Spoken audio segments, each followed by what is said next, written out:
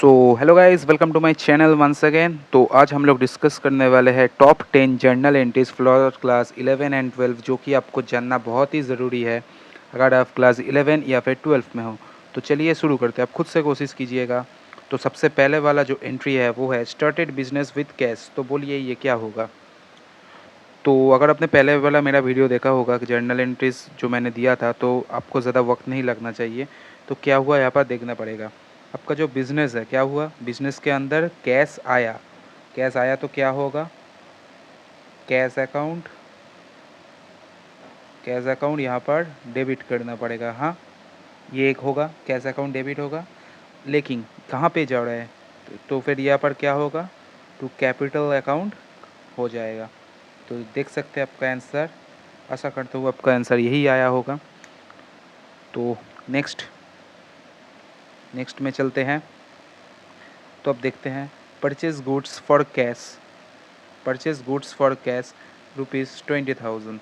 ठीक है, तो क्या किया यहाँ पर, गुड्स जो है गुड्स खरीदा। ठीक है, फॉर कैश में तो क्या आया यहाँ पर, गुड्स आया। तो क्या करना पड़ेगा यहाँ पर,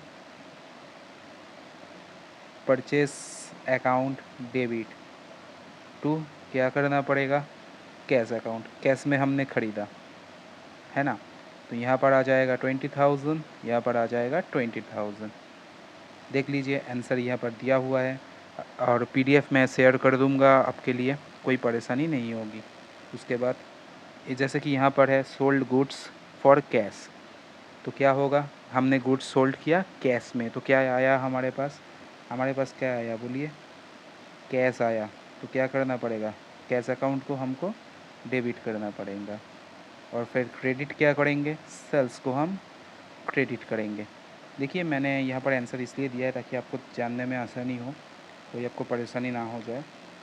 अच्छा, यहाँ पर जैसे कि है बॉट फर्नीचर ₹10,000 इन कैश। ठीक है, तो क्या हुआ, हमने क्या ख़रीदा, फर्नीचर, मतलब रियल अकाउंट। तो क्या हो जाएगा, फर्नीचर अकाउंट को हमको करना पड़ेगा डेबिट टू कैश अकाउंट। देख लीजिए यहाँ पर ये लिखा हुआ होगा, तो आपको कोई परेशानी तो होने नहीं वाला है गाइस, सब लिखा हुआ है यहाँ पर। तो क्या किया आपने, अपने आप रेंट पेमेंट किया, रेंट पेमेंट किया तो क्या हुआ, ये हो गया एक्सपेंसेस नॉमिनल अकाउंट में। तो क्या करना पड़ेगा, रेंट को डेबिट करना पड़ेगा, और क्रेडिट क्या होगा बोलिए, आपके पास से क्या गया, कैश, तो कैश हो जाएगा क्रेडिट, जैसे कि आप देख सकते हो। अच्छा, रिसिप कमीशन, आपको कमीशन मिला, तो ये बिजनेस के लिए क्या होगा बोलिए, तो आपको मिला, इसका मतलब क्या हुआ, रिसिप्ट के ऊपर फोकस कीजिए, तो आपके पास आया। तो हम यहाँ पर करेंगे बैंक अकाउंट डेबिट टू, क्या किससे आया, कमीशन में, तो यहाँ पर आ जाएगा कमीशन अकाउंट। आई होप गाइस आपको मज़ा आ रहा होगा। जैसे कि यहाँ पर देखिए मैंने कैश लिखा है, वो डिपेंड करता है किस में आया है, यहाँ पर कैश या बैंक मेंशन नहीं किया। अगर आप यहाँ पर बैंक भी लिखेंगे तो कुछ भी गलत नहीं होगा। ठीक है, उसके बाद अच्छा, पेड सैलरी, तो बिल्कुल इसमें जो हमने प्रिंसिपल फॉलो किया वही यहाँ पर भी है, यहाँ पर भी है। ठीक है, तो एक्सपेंस देखिए, अगर आप अपने, मैं आशा करता हूँ अपने गोल्डन रूल देखा होगा, अगर अभी तक नहीं देखा है तो प्लीज़ देख लीजिए, नहीं तो आपको कुछ समझ में नहीं आएगा। तो क्या किया हमने, सैलरी पेमेंट किया, तो क्या होगा, सैलरी अकाउंट डेबिट हो जाएगा। क्या पेड किया आपने, कैश में पे किया या फिर बैंक में पे किया, जो कि बोला हुआ नहीं है, तो कोई दोनों में से कोई भी आप लिख सकते हो। यहाँ पर जैसे कि मैंने एग्जाम्पल लिए कैश, कैश लिख दिया।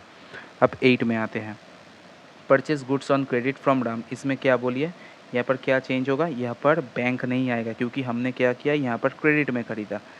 तो चलिए देखते हैं, क्रेडिट में ख़रीदा तो क्या होगा, परचेज अकाउंट डेबिट हो जाएगा और राम का अकाउंट क्रेडिट हो जाएगा। आई होप गाइज आपको बहुत अच्छे से समझ में आ रहा होगा।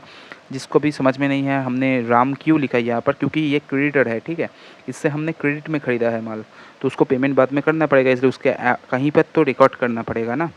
इसके बाद अब जब लेजर सीखेंगे ना, तो ये सब चीज़ें आपको और अच्छे से समझ में आएगी। Next, goods sold on credit to some, some को क्रेडिट में बेचा, तो अब क्या होगा, यहाँ पर उल्टा हो जाएगा। तो क्या होगा यहाँ पर बोलिए, सम का अकाउंट डेबिट होगा, सेल्स का अकाउंट क्रेडिट होगा, क्योंकि उससे हमको पैसा मिलने वाले हैं।